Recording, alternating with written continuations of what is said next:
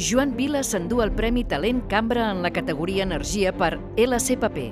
L'empresa té una capacitat de fabricar i processar 50.000 tones per any de paper.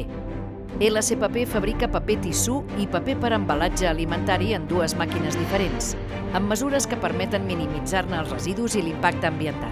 Avui podem ja veure una estructura complexa d'energies renovables i emmagatzemament amb tota una mecànica, diríem, difícil de gestionar entre el consum, la xarxa i la renovable intermitent, que ens pot portar d'aquí a uns quants anys, pot ser més de 10, a ser 100% renovables. Pere Palacín, catedràtic de l'Institut Químic de Sarrià i doctor en ADE, entregà el guardó a Joan Vila i el posar d'exemple de la necessitat d'implementar mesures de reducció de l'impacte ambiental al sector industrial. Fer servir l'aigua calenta per fer això, fer servir els gasos no només amb un únic aprofitament, sinó a cada nivell energètic fer-li el seu aprofitament, i això a mi em sembla que va ser una gran troballa.